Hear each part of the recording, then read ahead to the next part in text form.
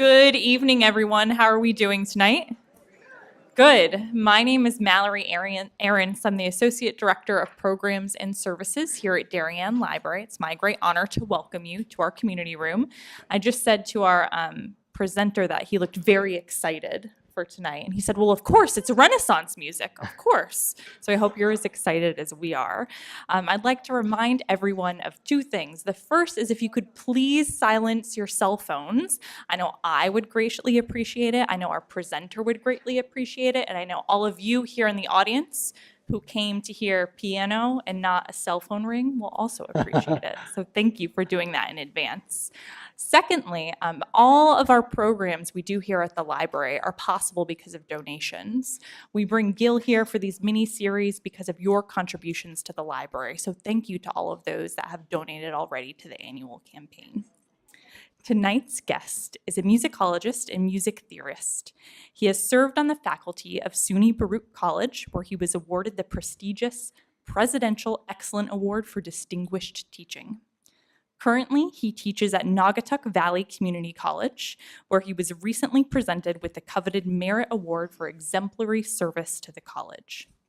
At NVCC, Dr. Harel conducts the college choral, teaches music history and theory, and serves as the musical director of theater productions.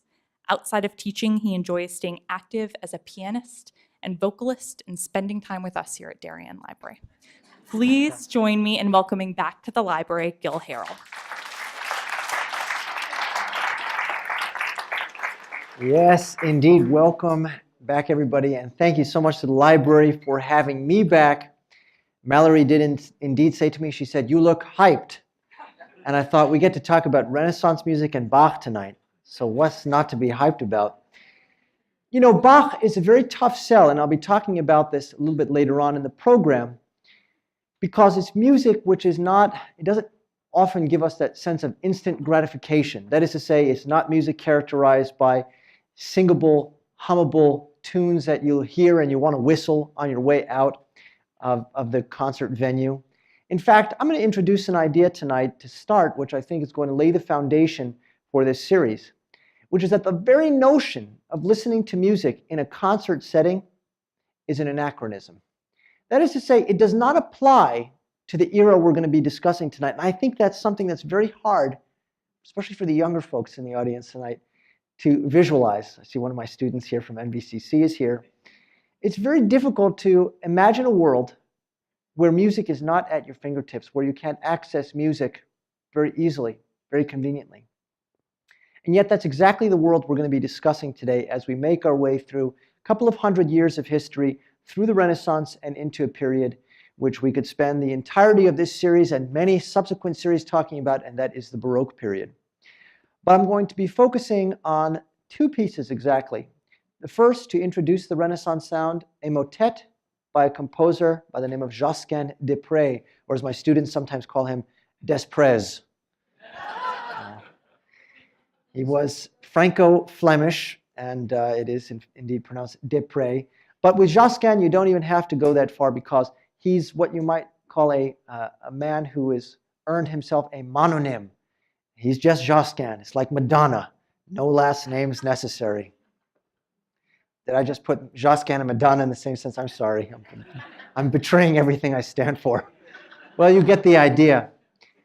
So I want to say a few things about music and faith to start us off and lay a foundation for tonight, and then we'll get into some listening and some analysis. Music and faith have been intertwined in the earliest annals of music history. Why? I think there's a very reasonable and logical explanation that everybody here will have no trouble conjuring up. And that is this. If we were to travel back to the Middle Ages, let's say even the High Middle Ages, what historians refer to as the last chapter of the Middle Ages, say the 13th century, what we would find is that most people would have no ability to read music, because most people would have no ability to read. And it stands to reason, if you can't write your own name, you'll have no chance at transcribing any of the music that you're immersed in. Now, music has existed historically. Musicologists will argue this, but I think most people agree that music has existed wherever people have existed. Probably as early as the days of Cro-Magnon man, there had been some form of what John Cage at least would have called music. Now, whether that means, beating a stick on a rock or whatever it was, we simply don't know. But the fact of the matter is that the earliest examples that we have of music which has been transcribed and notated and thus wonderfully, magically preserved for us to listen to in 2018, it's music that's associated with faith. Because who had the ability to write this stuff down? And the answer is people who were trained in notation. Who was trained in music notation? Monks and clerics and people who were afforded the opportunity to learn something as arcane and bizarre as musical notation. So music and faith, if you were to take a music history class on any college campus, what you would find is that you'd start in the Middle Ages. Most syllabi will start in the Middle Ages. And when you talk about music of the Middle Ages, the vast majority of what you have is music associated with spirituality and religion. Now, did they have farming songs? Yeah, sure, probably. Did they have wedding songs? Yeah, I'm sure they did. Did they have drinking songs? Hey, they did. There's one thing historians, there's a professor named Philip Dayleader who wrote a book on life in the Middle Ages. And Dayleader suggests that most people in the agricultural community, which was, of course, a vast population of Europe, was involved in farming in the late Middle Ages, they drank enough to float an armada. And the reason they did this is because, especially in the winter months, in the colder months, when the sun goes down and there's not much work to do, they drank. So this was an interesting takeaway I had reading Dayleader's book. But anyway, now let's take a look at music in the Renaissance. The Renaissance, of course, was a period of great flowering of ideas, not just in music, but I think in the arts. And they always teach us that Renaissance means rebirth, right? And of course, we can connect some of those dots because rebirth, yes, there was a renewed interest in classical civilizations of antiquity, in Greek poetry, in Roman architecture. And if you want to study those things, if you wanted to do so 500 years ago, you could do it. If you lived in Italy, well, go over to the Colosseum. How did the Romans build? You could look with your very own eyes and you could study it. And if you wanted to know what Greek poetry was like, well, you could read it. You could read Homer. But what on earth does music from antiquity sound like? How could anybody answer that question? Again, it wasn't notated. They did not have a system of transcribing. So all of this is to say that musicians were not in the same category as architects and painters and sculptors of the Renaissance. Musicians had to, in many ways, pioneer a new style of music. And we're going to see what that sounds like, or I should say, we'll hear what that sounds like in a moment when we look at Josquin. Josquin was, of course, a composer who hailed from Northern Europe, but made his way down to Italy because that's where the big bucks were. And for a composer, you wanted to get a job as a Kapellmeister, that's the German term meaning sort of the chapel master. Your job was to run music for the church. And of course, Josquin did just that. And he wrote many different settings of the Mass. We're going to be talking about the Mass settings next week when we look at Mozart and Beethoven. And he wrote what are generally called motets. Motet comes from a Latin word which simply means of the word. In other words, it suggests lyrics that are sung. Now, who sung this music? Who sang this music, I should say? And the answer is men. Sorry, ladies. No jobs available in the Catholic churches of the 16th century. In fact, we know this because as early as 1536, a while ago, there was a directive that came down in the Vatican that approved and encouraged the fostering of a musical culture which would include not falsettists singing the top parts, but rather castrati. Now let's get into the difference. What's what? The falsettist, of course, is somebody, a man who sings in what's called falsetto. Falsetto almost has the word false in it in English, and that's what it suggests in Italian, false bottom. In other words, it's a head voice. It's a head voice, not a deep, supported voice. What's the problem with falsettists? Very easy. It's economics. Falsettists don't make as much sound as a singer who's singing in a full modal register voice. What does that mean? It means you have to hire more of them. And that's not a very fiscally advantageous position to take. So what do? you create castrati. And these castrati were often, if a young boy was showing promise, that boy, well, the church might approach the parents and say, well, little Johnny has a great ear, and he's got a terrific, descant voice, and we think that he could serve a wonderful purpose here by filling the chapel with the rich sonorous upper register that a castrato would be able to access. So whenever we listen to a performance like this, we have to keep in mind that this too is an anachronism. It would not have sounded this way in Josquin's day. It probably would have had almost, sometimes people ask, what does a castrato sound like? And the answer is we really don't know. They stopped making them. Go figure. But it was not, it might shock you to know, it was not until the late 19th century that castrati were officially, the practice was officially discontinued by the Catholic Church. There is somebody, or I should say there was somebody by the name of Alessandro Moreschi, who is sometimes called the last castrato. And there is a YouTube video. It's not very good quality because it dates from 1901 or something like that. So you can hear it. And the sound, it does not sound like a female soprano, I will say that. It does not sound like a man either exactly. That should say that what way we think of a countertenor, or a man who sings in that higher octave. It's a very robust voice, almost has an element of Kermit the Frog to it. If I might go ahead and say that, it has a thick sort of vocal fold sound. At any rate, we're going to listen to a version that has females singing the top part. Now, what does this music sound like? In the motets of the Renaissance, imitation was the name of the game. This creates what's known as a polyphonic texture. In other words, no one voice is any more important than another. And we're going to talk about this being central to the style of the Baroque period as well. Imitation means that one voice introduces a theme. In this one, we'll hear it here.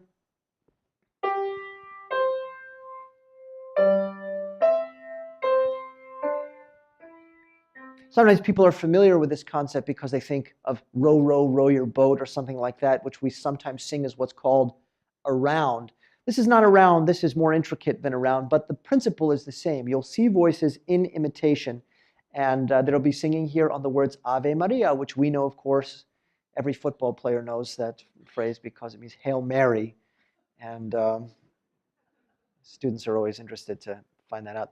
So you'll hear the music sung in Latin. You will see an English translation on the bottom. We will not listen to the whole thing. We'll listen to about 2 minutes of this motet and get a sense of what the Renaissance sound world was like and how these motets played such a central role in services 500 years ago, where the words of various liturgies would be sung and sung in a way that glorified the church. This was a big idea in the early Renaissance, was that the music should exalt the church itself and God, of course. And of course, it's a Catholic church, then the Virgin Mary as well. Not in a Lutheran church. We'll talk about that more when we get to Bach. So we can get the lights, and I'll play about 2 minutes of this. So a couple of takeaways. Renaissance music, for the most part, in the world of the church is a cappella. A cappella literally meaning in the chapel where instruments are banned, and thus in modern parlance, a cappella is synonymous with without instruments, or that is to say, an exclusively vocal work. Here, we see the voice as an imitation, and because of this particular graph notation that we're looking at, we can actually anticipate where the voices are going to imitate. And that's a pretty nifty thing because, as we know, musical notation is a fairly arcane thing to interpret.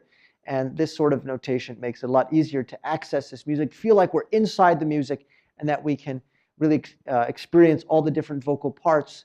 Usually the ear picks up the top parts, right? We take away the melody. But as we've seen in this style, and as we'll see with Bach, there really is no melody in Renaissance music. It's about the interweaving of independent polyphonic lines. Polyphonic, of course, meaning many sounds.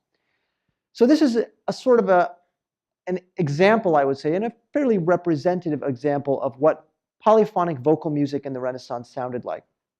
And if you ever want to have a lot of fun as a singer, I always tell people, sing Renaissance music. Renaissance music is like remember in the 90s, they used to say you eat your Wheaties and you grow up big and strong. If you want to be a strong singer, sing this music, because you have nothing to catch you. There is no safety net if you get off. If you lose your spot in the music, there's no instrument doubling you. One on a part is how we think that this music would have been sung, or perhaps as many as 2 or 3 on a part, but not with big choirs the way we have now, where somebody's going to give you your note.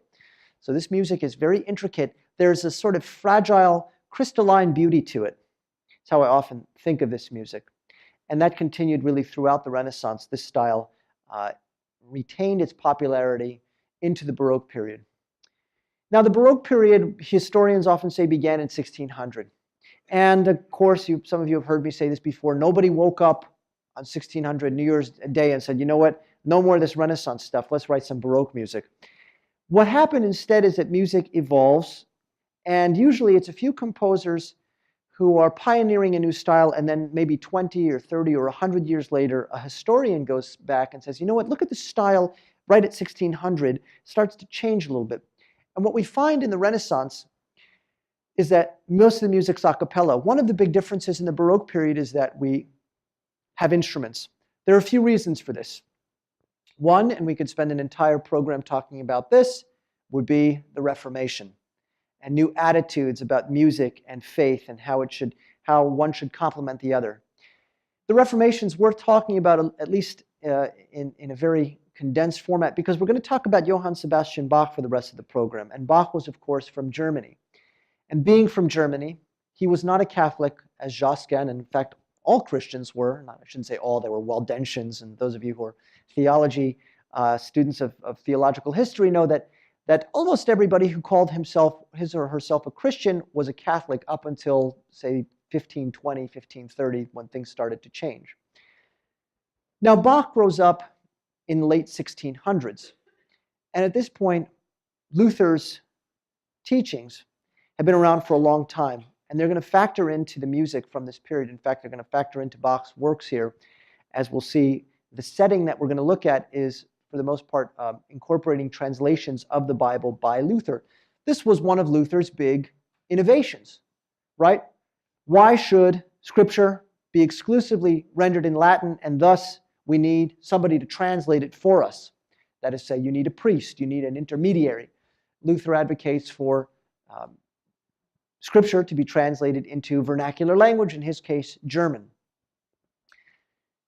As far as other differences in the different theological convictions between Catholics and Lutherans, there are many. And these can get into really, really seemingly infinitesimal minutiae. One thing that comes up that students, I find, are often vexed by is the different approach to the Eucharist in Catholicism versus in Lutheranism. That is to say, the idea of transubstantiation versus consubstantiation. Catholics believe that when the priest says, "Hocus est corpus mei," this is my body, that the wafer is no longer a wafer, it is in fact the body of Christ. Luther comes along and says, well, it's not actually the body of Christ, but it's sort of suffused with the Spirit of Christ, if you will. Not to be confused with the Holy Spirit. Maybe that's the wrong word to use. But these are some of the differences that we get. Now, Bach, how did he feel about Catholics? Well, sorry, Catholics. But I have good news. I don't think he had a very favorable opinion of Jews either. So, because of course Luther did not. You know, Luther wrote a very infamous and somewhat virulent tract known as An die Juden und ihre Lügen, on the Jews and their lies. Now, Luther, in the very beginning of his ministry, was very, very favorable and protective towards Jews. He said, you know, we have to make sure that the Jews of Germany are looked after and not discriminated against. And then about 20 years later, he was very frustrated. He said, why haven't these people converted yet? I don't understand it. And that's what you get, An die Juden und ihre Lügen, on the Jews and their lies. So by the way, that document was not repudiated by the Lutheran Church until the 1960s. So, hey, but we're making progress in the 20th century. No castrati and a repudiation of On the Jews and Their Lies by Martin Luther. There are any number of pieces by Bach we could have focused on this evening, but I'm going to I've programmed something ambitious tonight, and I think it will be worth the investment here to introduce something as ambitious as Bach's St. John Passion. Bach wrote church pieces at one point in his life for every consecutive Sunday of the calendar. Think about that for a minute. And these are not pieces that you can just dash off with a few moments of thought, and okay, let me just write a few parts. These are what we call cantatas. Cantata, of course, introduces a word with a Latin root meaning to sing, so it suggests something that is sung. Bach himself did not call them cantatas. He called them Kirchenstück, which means church piece. The Germans are very efficient, aren't they? They're very direct, and that's what they are. There are about 200 of these that survive, and we could have chosen any number of them. Some of the more famous ones, Cantata 140, which has this famous chorale melody.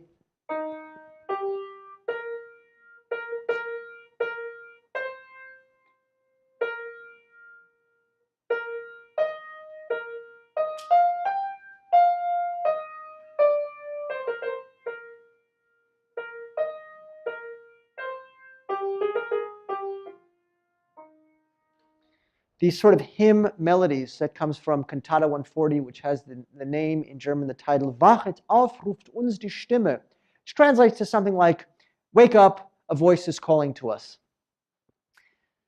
You could spend your life analyzing these cantatas, and many musicologists have chosen to do so really from the 20th century, the middle of the 20th century on. We're going to look at something bigger than a cantata. Typical cantata is about 20 to 30 minutes long. We're going to be looking at something that's closer to 2 hours long. So we're going to have to jump around today. But I think you're going to hear some music that will hopefully have you as spellbound as I was when I first discovered this at the age of 19. This is when I changed majors. I was a physics major and went to New England Conservatory, Jordan Hall. A friend of mine invited me to a concert. It turned out to be Bach's St. John Passion. I listened to it on Friday night. Monday morning, I went to the registrar and changed majors. True story. Now, what exactly is a passion? Let's start with that before we get into the music. Passion here, this is not 19th century Italian opera. Not that kind of passion. Passion here comes from the Latin word passionus, which means suffering. And it is, in fact, the story of the last day or so of Jesus' life. So when this story starts, we're going to start in the Garden of Gethsemane. Gethsemane, of course, garden in Jerusalem, in the foothills of Mount Scopus, and comes from the Hebrew Gan Shemen, which means the garden of oil. Oil, of course, why? Because you've got lavender and rosemary, and anybody who's familiar with that climate, if you go and touch a rosemary bud, your fingers will come away coated in that oil and very fragrant. So Jesus is in the Garden of Gethsemane with his disciples, and who shows up? Judas. And he's not alone. He's got a band of armed men with him. And he identifies Jesus with a secret gesture that's planned, the infamous kiss of Judas. And Jesus is arrested. And as he's being arrested, one of his disciples becomes very animated. Who is it? It's Peter. Peter, of course, is not his original name. His name was Simon, or Shimon in Hebrew, Shimon Bar Yonah. And of course, Jesus gives him the name Peter. He says, you are Peter, the rock. Peter sort of means rocky in Greek, if you will. Peter the rock, and upon this rock I shall build my church, and the gates of hell shall not prevail against thee, and to thee I give the keys to the kingdom of heaven. So I think it's fair to say that Peter is sort of the prince of the apostles, Jesus' right hand, if you will. And he gets very agitated when Jesus is arrested. And he takes out a sword and he starts hacking and slashing. And it even tells us that he cuts off the right ear of one of the people who's come to arrest him. That guy's name, by the way, if you want to play passion trivia with your friends, that guy's name was Malchus. The Gospel of Luke says that Jesus heals the ear, by the way. And Jesus has a very famous line to Peter. He says, Peter, stecke dein Schwert in die Scheide. Well, Jesus didn't speak German, so he didn't speak English either. He spoke Aramaic, of course, which is not a language that I speak. I don't know if there are any Aramaic speakers here. He says, sheathe your sword, Peter. And then he says, shall I not drink from the cup that my Father has given to me to drink from? We're going to watch this opening scene, but before we do, I'm going to introduce an idea that the Passion is constructed in different components here. First thing we have is an opening chorus, and the chorus is not part of the story. It's a meditation on the story. In other words, it's Bach writing for the contemporary believer of 1725. Now remember, these people had no access to what we think of as public concerts. They couldn't buy records, they couldn't buy concert tickets and go see a show. What they got in a Good Friday service or on a Sunday, that was the music that they heard. And that was the only music for some of them that they heard. So what they heard was very special. And every listening experience, you can bet nobody would have been checking their phone back then because these experiences were so special. All the evidence suggests that audiences were almost in a trance as they listened to this music. One, because it was meant to intensify their devotion. And two, because the very physical phenomenon of sound echoing in a cavernous church was such a special opportunity for them. And of course, they would have known the story, so they would have been interested to hear these meditations on how a contemporary believer should approach the story. We're going to start with the opening chorus here. By the way, this performance is conducted by Masaki Suzuki and the Bach Collegium Japan. Hey, wait a second. Bach Collegium Japan? But I thought this is German Lutheran music. Yes, the Japanese are among the top performers in the world when it comes to Bach in interpretation and in execution. And Suzuki is one of the conductors who's famous for his interpretation of Bach. This performance does feature some non-Japanese performers, and you'll see them. For example, the role of Jesus is sung by a soloist. The role of Peter is sung by a soloist. The role of the Roman governor who appears in the second act, Pontius Pilate, is sung by a soloist. And of course, there are some other characters who are mentioned but don't get their own music. Minor characters like, for example, at the end of the story, who comes to take Jesus' body off the cross? Yeah, Joseph of Arimathea and Nicodemus.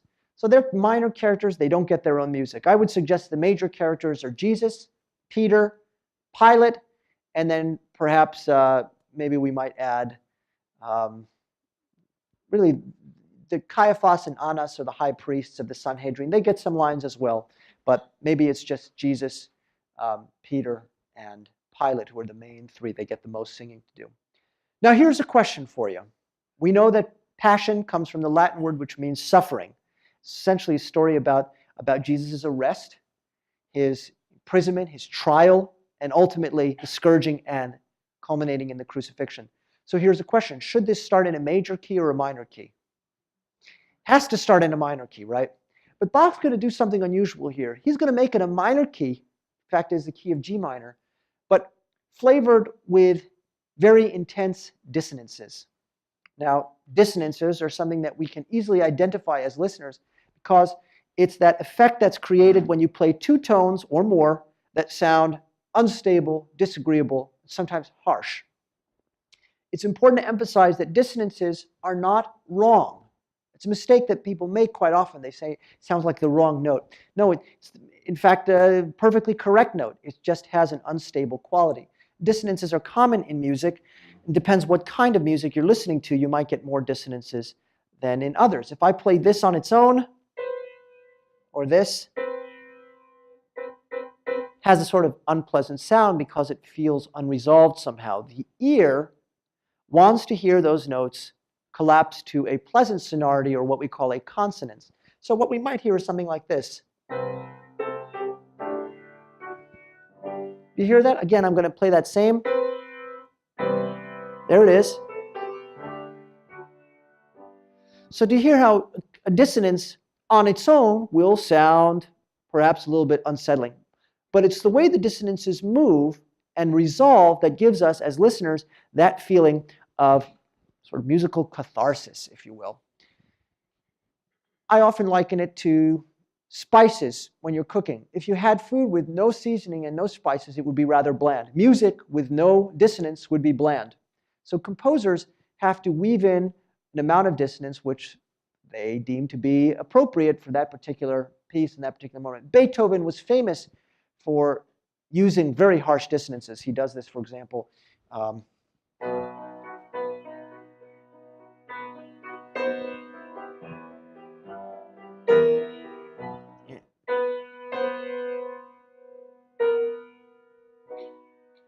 And it's when it sort of fixes itself at the end that we get that, like sinking into a warm bath sort of sensation. So dissonances are very important, massively important.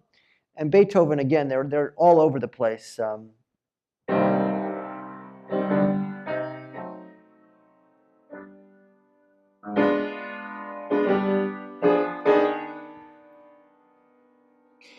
Do you hear this? On its own, well, it sounds rather dreadful. But in context, it sounds wonderful because when it resolves, it gives us this wonderful feeling like an itch that's being scratched.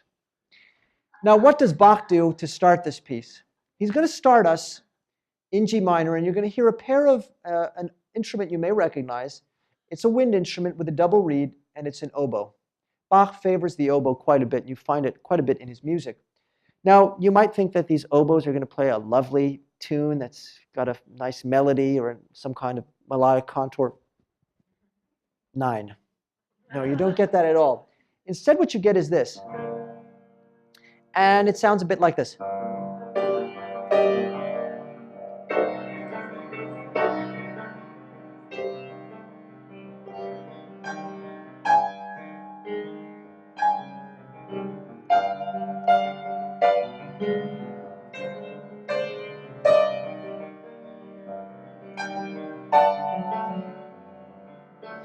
Like that. It's not something that's meant to be played on the piano, so you'll hear it played properly in a moment by the orchestra. But if we slow it down, we have this. And then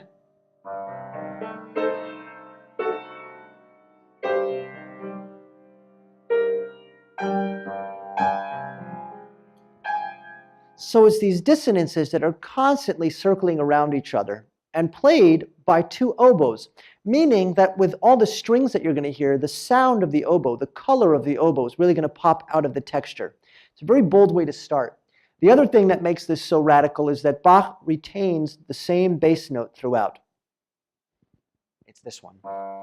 And you can hear it.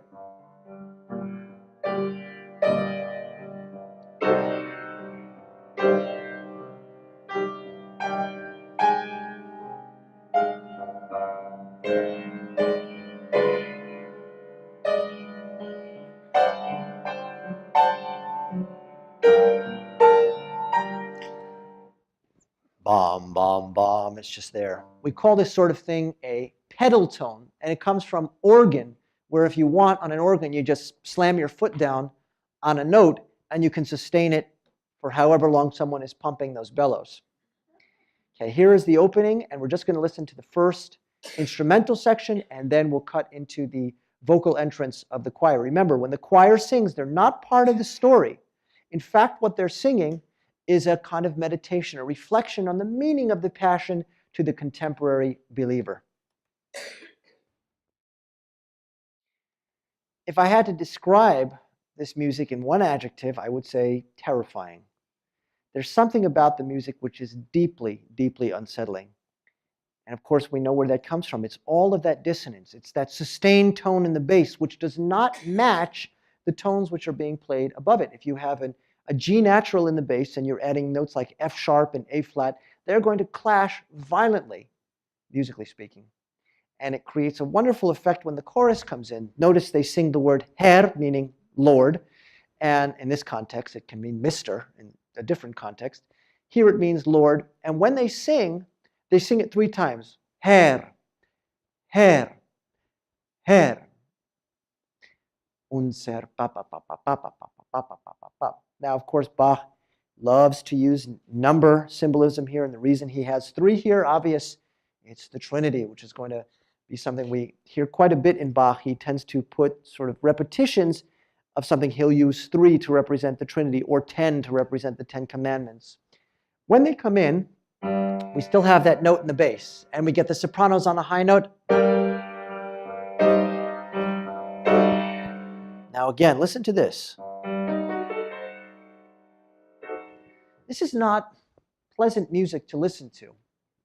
And I think that's something we should emphasize today as part of our beginning of our journey with music and faith, is to think about how much the purpose of a composer has changed, the objectives, the goals. Composers often, we think that they intend to write something so that they can please the ear of their audience. Well, throw that idea out the window, because there's no such thing as an audience. There's a congregation, a very different thing. And when you have music that's not meant for an audience, but rather for a congregation, and it's meant to articulate a theological message, you get things like what we're listening to now, with intensely dissonant music, meant to remind the audience that they should be taking this opportunity on Good Friday to meditate on their own sins. What are the last words, according to John, that Jesus says when he's on the cross? Es ist vollbracht. Well, once again, Jesus didn't speak German, but presumably the Aramaic equivalent would be rendered in English, it is finished. It is finished. Sometimes translated as it is accomplished, but it is finished is a better translation. So we now move into the story. And now we're going to go to the narration of the story, which is going to be done by a tenor. And this part is extremely demanding, sung by a tenor who has the role of what's called in the score the evangelist. His job is to tell us the story. So he's actually going to be reading, or singing, I should say, the words of John. In this case, I think it's chapter 19 is where the Passion story kicks in Gethsemane. And he says, okay, Jesus went into the Garden of Gethsemane with his disciples, and there was a stream named the Stream of Kidron, and they crossed the Stream of Kidron, and there they were in the garden. And then Judas came in, and Judas led a band of armed men with lamps and torches and staves and weapons, and they came in and they said to Jesus, Jesus goes out to them and he says to him, "Who are you looking for?" Well, right before we hear that line sung by Jesus, we get a line in John that says that Jesus, als nun Jesus wusste alles, was ihm begegnen sollte. Jesus knew everything that was about to happen. And then the next line is Jesus goes out to them and says, "Who are you looking for?" Hey, wait a second, that doesn't make much sense. If Jesus knows why those guys are there, why does he say to them, "Who are you looking for?" He knows they're looking for him. Well, John emphasizes this on purpose, to emphasize Jesus' divinity and the confident way with which he establishes his own identity. What we're going to have here is a complex web of different musical ideas. First, the evangelist, that tenor who's going to be singing in a style known as recitative. And it sounds a bit like this. I can play some of his music for you. He sings the words, Jesus ging mit seinem Jüngern über den Bach Kidron. Da war ein Garten, darein ging Jesus, da selbst mit seinem Jüngern. Which means Jesus went into the garden with his disciples. And it sounds a bit like this.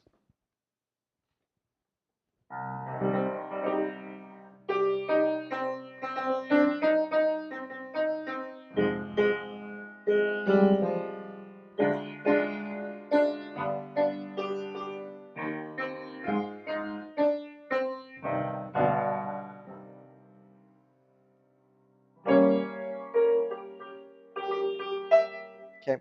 What it means is basically, Jesus went with his disciples, crossed the stream of Kidron.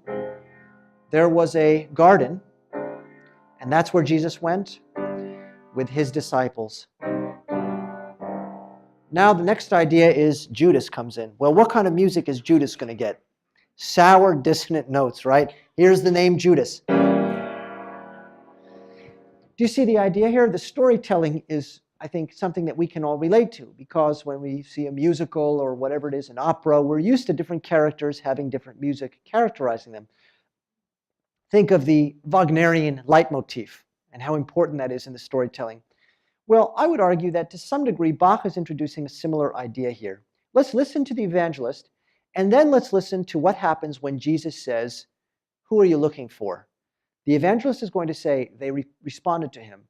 Now, when the band of armed people responds to Jesus, Bach has to come up with a way to craft their response in a musical fashion. So let's see how he does it. I'm going to pause it there. Well, Jesus has just confirmed his identity. How does Bach fashion the crowd's response? Well, what he actually does is he creates what's known as a turbo chorus, or a crowd chorus, to create the effect for the audience, or the congregation, as we've said, of sort of loud, heckling people demanding, we're looking for Jesus. Where's this Jesus guy? He has the whole chorus sing, not as reflective of the contemporary believer's meditation, but here integrated into the story, part of the story. And what do they sing?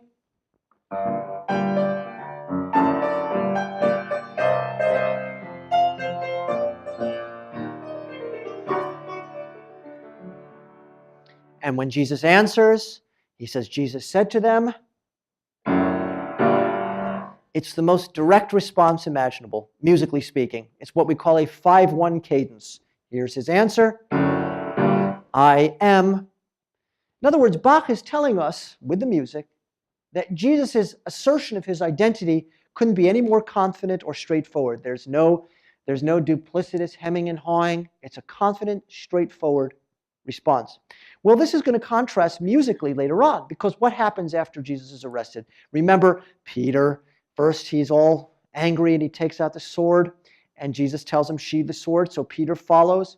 And then what happens? Peter is asked, hey, wait a second.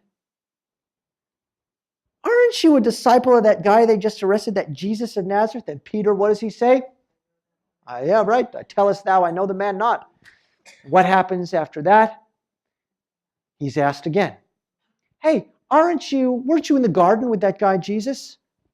Tellest thou, I know the man not. And of course, the third time he denies it. Immediately after, the rooster crows and Peter goes out, and it says, und weinte bitterlich, and he wept bitterly. We're going to listen to that moment as Bach sets it in just a moment. But before we do, let me tell you how Bach sets Peter's response. When Peter's asked, are you a disciple of Jesus? Instead of doing this, he does this. So we get the same chord to set it up, then a little bit of a pause, and then he leaps as if nervous. He goes too high. Instead of doing, he does. And he takes it from. And what Bach does here is really clever, because instead of giving us G minor, that was Jesus, he gives us G major, opposites, major and minor. One is straightforward and direct, one is slimy and completely duplicitous. Of course, Peter would go on to be a very important, he disappears from the story at this point, but as we know, he goes on to become a very important figure in early Christianity. And in fact, it's Peter's repentance, it's the fact that he weeps so bitterly that makes it his story, or brings his story in this particular arc complete. Here is the end of part 1, where we wrap around Peter's story. That's pretty devastating, isn't it? How do we create music which sounds so tortured and agonized that would be appropriate for framing Peter's weeping here, his bitter tears? The answer is, musically speaking, chromaticism. Chromatic music is music that moves by semitones. So the smallest interval he's singing here.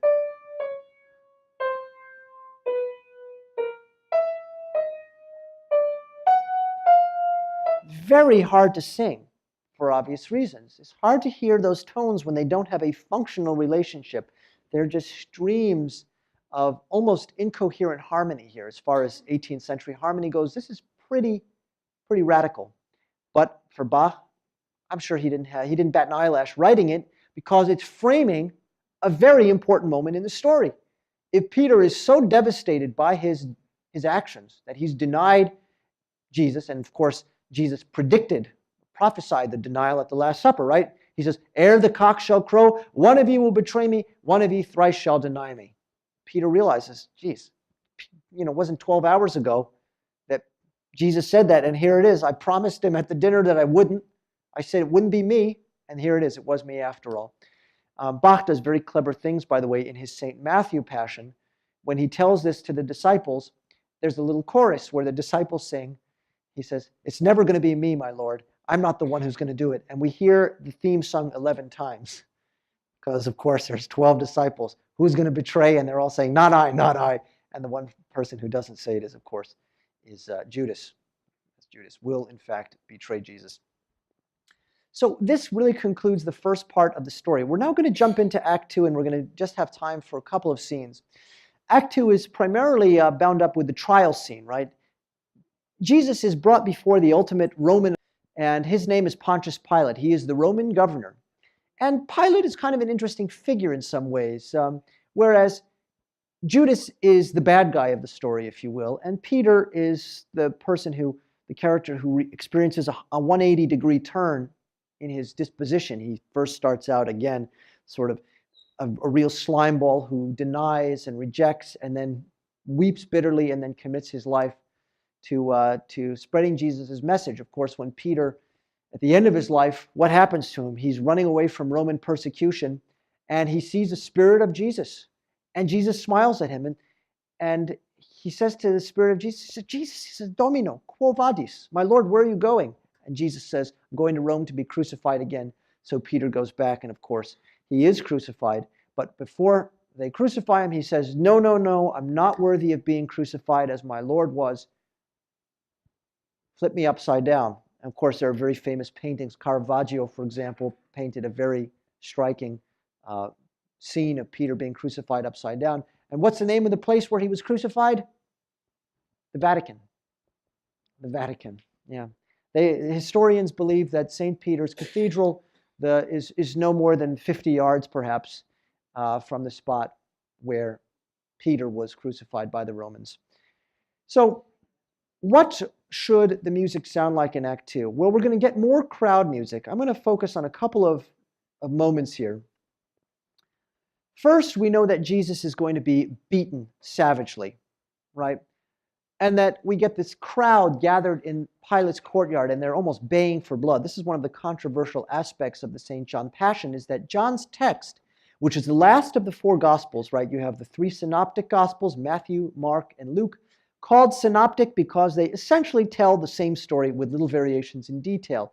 John's story has some new details, ones that are not corroborated in the synoptic Gospels. To a modern audience, what makes this so interesting is that John seems to have an anti-Jewish bent at times. And that's going to be amplified in the music here because it's in German. And when you have a tenor screaming in a high-pitched voice in German saying, Die Juden aber schrien, the Jews, right, die Juden. That's going to, in the ear of anybody who has studied the 20th century, that's going to create an unpleasant sensation. There was an American composer by the name of Lucas Foss who suggested that they replace, in performances of this piece, replace the word Juden with the word Leute. Leute means the people. The people. Well, what do you think was the scholarly community's reaction to that? That it was rejected completely. It's like saying, you know what, the Mona Lisa is great, but what if we just fix the smile just a little bit? What if we just change it a little bit to suit the modern taste? You see, you can't do that. And I agree with that because it's not just about what Bach wrote. It's about a text which is 2,000 years old almost. Historians place John's Gospel somewhere around 85 CE. So this is a text that goes back a long way, and I think it's fair to say that by 85 CE, the nascent Christian church had a certain antipathy, sort of elements within that church had an antipathy towards the Jewish community of Jerusalem. And it's clear in John's writing that comes out quite a bit. So if you see that here, now you know a little bit more about it. We're going to have time to listen to a couple of moments from here. I'm going to focus on one more crowd chorus. This is the famous chorus where the crowd is calling. First, Pilate presents the beaten Jesus, and he says, every year you have a tradition for Passover that I let one prisoner go. Shall it be Jesus or shall it be Barabbas? Who's this Barabbas guy? So absolutely no redeeming qualities. Barabbas is hideous to behold. He looks vicious. He is vicious. He's a murderer and a bandit. And the crowd says, not this one. In other words, not Jesus, sondern Barabbam. We want Barabbas instead, or Barabbam in German. This leads to another chorus where Pilate says, behold the man. That's a Ecce uomo, or in German, siehet welch ein Mensch. And of course, Jesus is presented wearing the purple robe, wearing the crown of thorns, and the crowd screams, "Crucify him." And the music is bone-chilling at this point. Once again, dissonance is the explanation. You will hear sopranos and altos singing notes a semitone apart at the same time. And it creates a harrowing listening experience. We'll listen to this scene, and then we'll have time for one more before questions. I'm muted here just as we're watching. Of course, the Romans here are mocking Jesus, and some of you may be familiar with Handel's Messiah. If you know Messiah, part 2, there's a chorus, "He trusted in God that he would deliver him." It's a similar idea here, that the Romans are mocking Jesus after they've beaten him and dressed him in the crown of thorns and the purple robe. Chilling music. Again, not meant to entertain you or to plant a pretty melody in your head that you'll go home whistling in a happy mood, but that you might reflect on the story and that the music might be a part of aiding you in that reflection. Which brings me to the last part of our listening for tonight's presentation, and that is, how did Bach himself think of the crucifixion? And to understand that, I think we have to look not at his storytelling part, where the actual gospel is being quoted and the evangelist is telling the story, and the choir functions as a crowd that's integrated into the story. We have to look at a reflective aria, and an aria, of course, is a solo setting of free poetry that's, again, a meditation on the story and thus reflective of how Bach probably felt about the story. What Bach thought about the crucifixion is going to be very evident in the bass solo that we're going to hear. After this particular section, it says that Pilate began to fear for himself, because you see, if he doesn't turn Jesus in and have him executed, Pilate himself might be in trouble. Because after all, Jesus has this title, King of the Jews. And if you're king of anything, you're committing treason. Because there's only one king in the Roman Empire, and at that point, his name was Tiberius Caesar. So Pilate begins to fear for himself. And of course, he eventually has Jesus ordered to be crucified. Jesus carries the cross through the stations of the cross, what are called the Via Dolorosa, the way of grief or the way of pain. And it says that he carries his cross to a place known in German as Schädelstätte, the place of the skull, or in Hebrew, Golgotha. And that's where we get the aria, I think, that reflects how Bach and his contemporary theologians reflected on the story of the Passion and what it meant. And it's a bass aria, so we're going to hear a bass soloist here to close things out tonight. And the bass soloist is going to sing the words, "Eilt, eilt, ihr angefochtenen Seelen." Hurry. Eilen in German means make haste. In other words, hurry up, move, get a move on. Ihr angefochtenen Seelen, something like, you tormented souls, you anguished souls. Get a move on and hurry. And Bach creates a wonderful dialogue between the soloist and the rest of the choir. The soloist is a bass, the choir is just tenors, altos, and sopranos. So upper voices sounding like angels. And they're very impatient. And the choir asks, where? Where are we going? To where? And the way they ask it is that they're always off the beat. They're always singing in these weird rhythms that never coincide with a strong beat. So we get this wonderful effect of sort of impetuous, hasty, like kids in the backseat of the car. Are we there yet? Are we there yet? This effect of, what's going on? Where are we going? Where are we hurrying to? Has this frenetic, chaotic quality. And by the way, it's very difficult to sing. And I've heard some choirs do it where you get some unintentional solos. You know, you get one tenor who's a little too zealous. Here is Eilt, eilt, ihr angefochtenen Seelen. We'll listen to the first half of it, and then we'll have time for questions. That's not the end of the Passion, of course. We know that there's, 50 minutes of music left in this video. But I think it does help inform our understanding of how Bach thought of the Passion story. Here, the soloist is not part of that story, but rather reflective of the contemporary believer, and the attitude articulated here is one of embracing Golgotha, embracing the hill of the cross. Go there to have your spirits revived, it says in the middle section. So Bach is telling his audience essentially on Good Friday, he's presenting them with this music, which again is music that we think of today, you click a few buttons, and there it is, and you can watch videos with subtitles, and it's wonderful, and Japanese ensemble. His audience in Leipzig, which was a town of probably no more than 4,000 people back then, is hearing this music. Who knows what they thought? It's easier, I think, to try to get inside Bach's head than his congregation's head. What he's presenting them with is music which is at times disturbingly dissonant, chaotic and frenetic sounding, and yet filled with vivid, vibrant characterization of all the different elements, the different characters, the different people who comprise the main players in this story. And ultimately, in this aria and in other parts of the Passion, for example, in the moment when Jesus says, after he says, "It is finished," it says, "Und neigete das Haupt und verschied," and he bowed his head and departed. It doesn't say he died, it says he departed. And then we get this beautiful alto aria sung in this version by a countertenor on the words, "Es ist vollbracht," it is accomplished. For Bach, this story was the story of the salvation of mankind. And therefore, Golgotha, yes, it is about suffering. There is humiliation involved. Jesus is spat upon, and he's whipped and beaten and punched, and he's humiliated with the crown of thorns and the purple robe, and he's addressed, "Hail, King of the Jews." We saw a little bit of that sung by the chorus. And yet, this story ultimately has a very powerful and positive message from Bach to his congregation.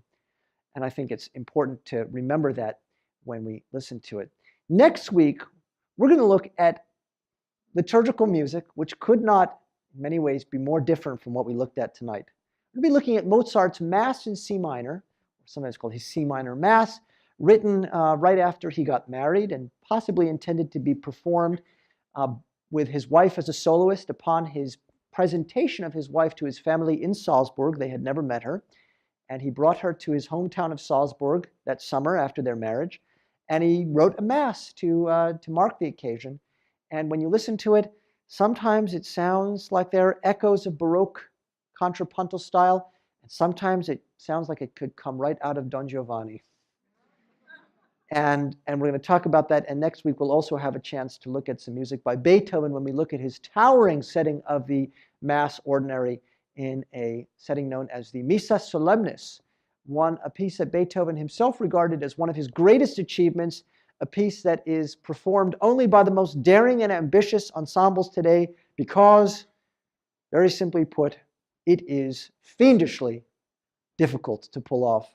It's over an hour and 20 minutes of music to perform, and it requires a massive chorus with soloists, a big ensemble, and it is extremely demanding vocally. Sopranos, there's a moment in the credo where you have to hold a high A without breathing for 20 measures in a row. And this invites those questions. Did he write this like this because he was deaf? No, we'll talk about it next week, and perhaps we'll shed some light on the different style of Mozart and Beethoven as compared to Bach. Thank you so much for coming out tonight, folks. I have to say, it's such a great pleasure for me to have a chance to talk about this kind of music with you. And I want to thank Mallory and Pat and the library once again for hosting me, because what we get to do here is very special. So at this time, I realize you may have a couple of questions, and perhaps we'll have time to answer a couple. And if we don't get to all the questions tonight, then I'd be happy to answer them next week. Any questions? Yeah, sir. Great question. So in Bach's day, this piece would have been performed exclusively on Good Friday as part of the service. Nowadays, it is rarely, I shouldn't say rarely, it's not performed that way. Typically, it is performed as a concert piece, but typically around Easter time. So they try to tie it into to the calendar, to the liturgical calendar. But nowadays, it is done as a concert piece. Doesn't have to be done in a church. It can be done in a concert hall. And I think that's true of much of Bach's music, is that it's no longer performed in its original context in a church. Now it's done. I've seen Bach performed in Catholic churches. I wonder how Bach himself would have felt about that. Of course, since Vatican II, by the way, the Catholic Church has officially adopted certain Lutheran melodies. How many people recognize this one?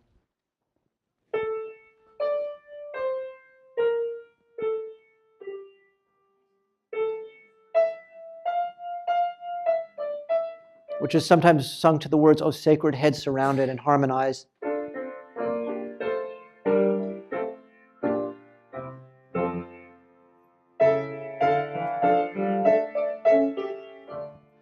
And that's a Lutheran melody that the Catholic churches, some Catholic churches, at least the more progressive ones, will sing it regularly.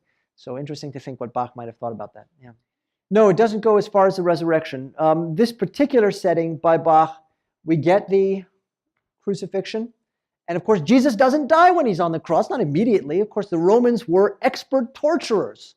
And crucifixion was a method of torture, death by torture.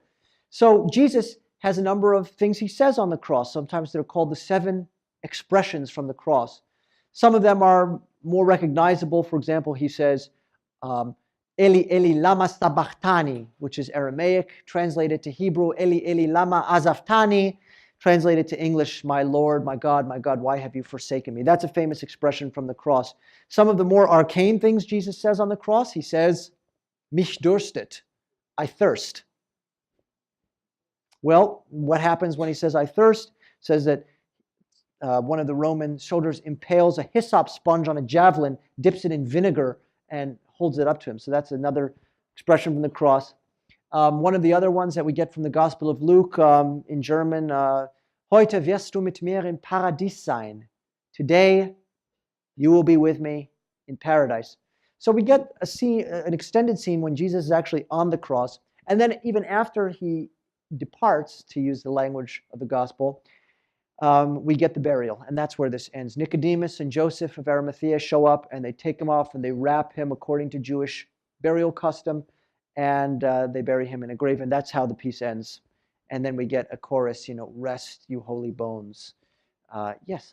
Yeah, it's a good question. Was an organ intended to be part of this performance? And the answer is almost certainly yes.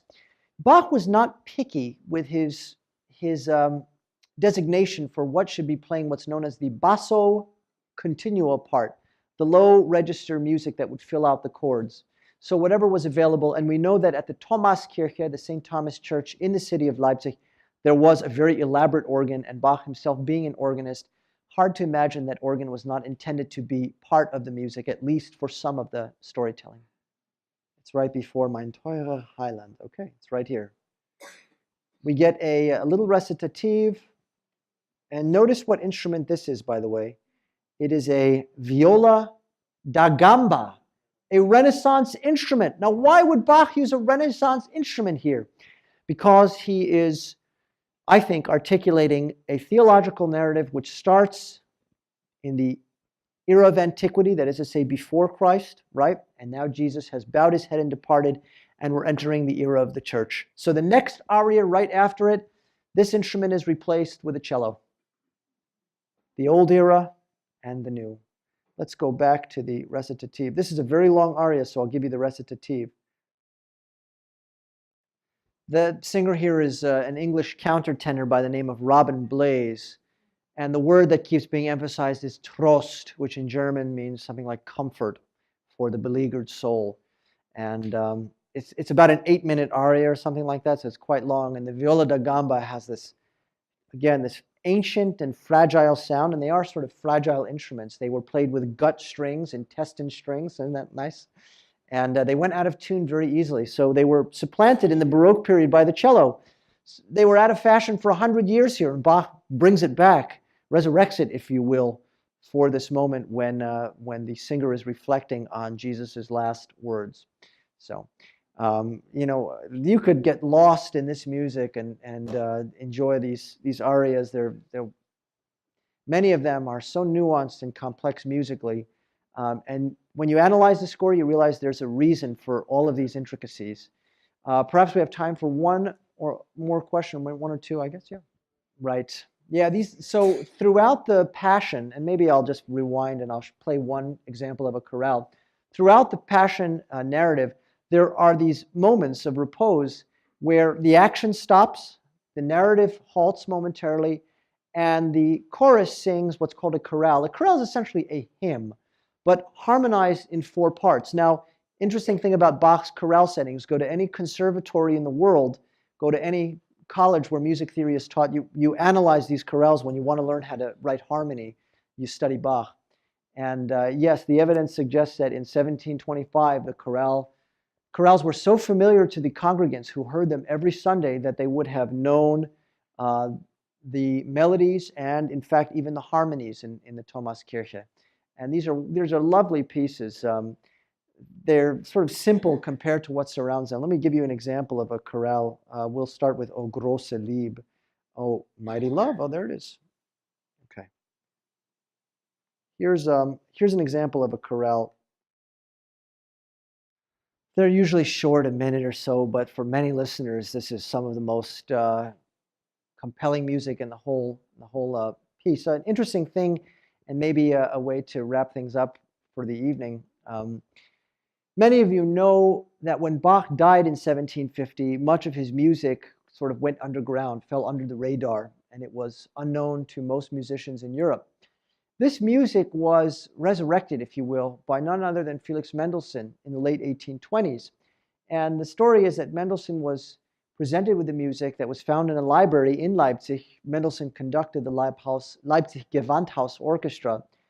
And he looked at the score. Now, Mendelssohn, being a first-rate musician, would have looked in it and known what he would have been able to almost hear it without hearing it, in the inner ear, if you will. And he staged a performance of it. And he asked some of his musical colleagues, minor composers from that day, what they thought. One of the most infamous commentaries from that period was, "It's spellbinding, brilliant music, but you should cut the chorales." And the reason that they said that, by the way, was because to the Romantic era composers, they saw Bach's worldview as sort of old school, superstitious dogma. And the chorales, of course, are meditational hymns. So I think, their own prejudices are on full display there. But we sometimes put that on the list of most boneheaded comments in music history. I'll give you one more before we end tonight. When Bach interviewed for his position as the cantor of the Thomaskirche, that is to say, the main musical director in the city of Leipzig, he was not the only person to apply for the job. Many other famous musicians did, some of whose names you may know, people like Telemann and Graupner. And Bach was not at the top of the list when he was applying. And the committee got together, and of course, they recorded all of the minutes of those meetings. So when the ecclesiastical committee came together and they weighed their options, they found out that Telemann had taken another job and this person had rejected the position. And the line is, when they made the decision, "Well, gentlemen, in the absence of better men, it seems we must settle for Herr Bach." And on that note, I want to thank everybody for coming out tonight.